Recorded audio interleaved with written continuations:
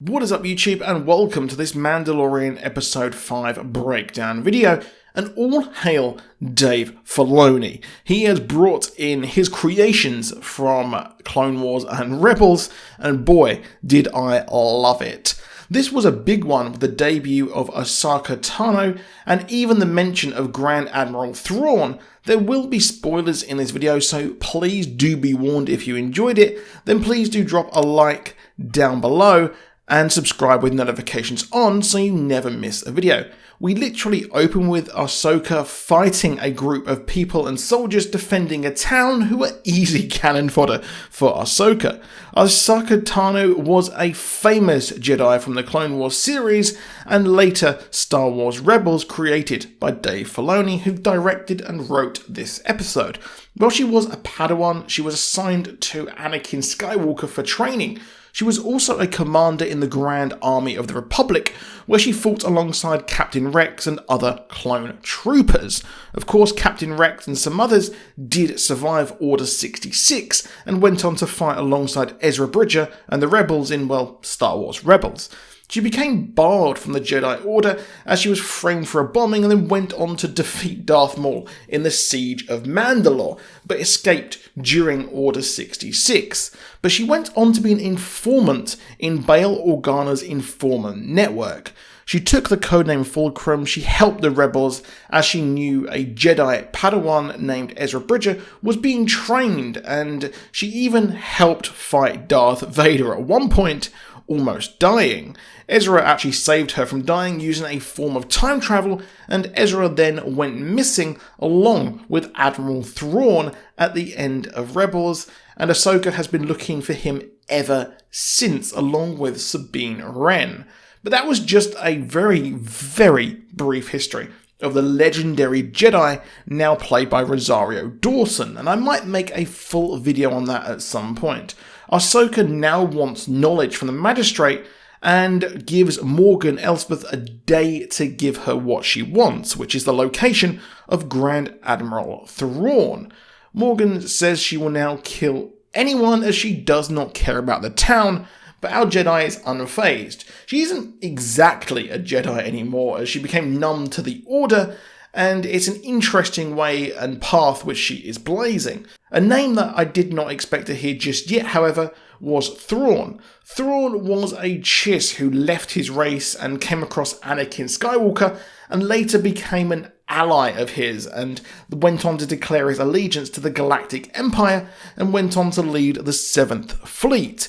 He was also tasked with taking out the rebels, leading him to go missing.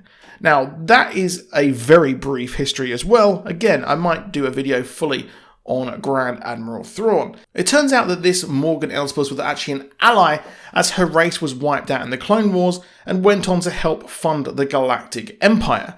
Now, Mando arrives on Corvus and instantly makes for the town, and this is possibly one of the most Western episodes yet. He tries to speak to a vendor who is scared off, and a man tells him not to talk to him, and he appeared possibly to have more to him, but he really didn't. I expect some more there. He tries to make a deal with the Magistrate, who offers her Beskar staff in exchange for killing the Jedi. He doesn't explicitly say he will, but he goes off to find Ahsoka as they fight, and boy is it cool seeing Ahsoka in live action.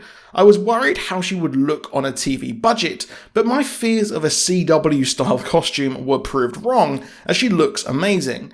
She and Mando reach an accord, and she hugs the child as we learn his name is Grogu. Now, Grogu was trained at the Jedi Temple by a number of masters, but was hidden, and his memory is blank when he was taken from the Jedi Temple. She only met one other of his species, which is of course Master Yoda. Ahsoka tries to train him, but he is full of anger and fear as he struggles to use his powers, and only just about manages to do it with the help of Mando, as they have a connection. But Ahsoka won't train him, as the anger can well lead to the dark side, as she knows of a Jedi who fell to the same course, hinting to her former master, Anakin Skywalker. He also mentions that the Jedi Order fell, and it will be a very tough task to find other Jedis to help him. And I really do hope that we see Cal from Star Wars The Fallen Order at some point. He says he will help Ahsoka in exchange for her helping to train your boy Grogu. We then led to a fight scene which was just so very, very special, with the Jedi and Mando doing a bait and switch as Ahsoka arrives at the town and presents Mando's shoulder logo, pretending he died. But this leads them both to start taking out the town as they rip and tear through. And the real downside to the episode, I think, was that I felt that Ahsoka's choreography felt a bit stiff and slow, but this might be due to the fact that in animation, it looks better because, it's not an actual person doing this, and she looks a lot more fluid, and it might be that I had higher expectations because she's only really been in animation so far. Now, Michael Biehn was a nice surprise, as he is a sci-fi legend, but I wish he kind of had more to do, as Ahsoka would always be the main attraction of this Dave Filoni directed episode. He is the kind of head of security, but he doesn't really do a lot, and it is a shame that we didn't see him do more. Now, as Mando works his way through the town, he starts to free the prisoners with the help of the guy he spoke to early in the episode. And like I said, I really expect this person to do a bit more, considering he had a lot of focus. But the whole episode did seem overshadowed by Ahsoka, and maybe a longer feature-length episode would have allowed a bit more depth into the story, as Ahsoka heads for the Magistrate after some of the best live action kind of Star Wars shots I've seen, and the way she slowly turned her lightsaber on was some seriously gourmet stuff. Now, Tano fights the Magistrate as it seems her lightsaber cannot cut through Beskar, which is interesting, but it's referenced in the Ultimate Star Wars New Edition, where it says that Beskar can withstand a few hits from a lightsaber.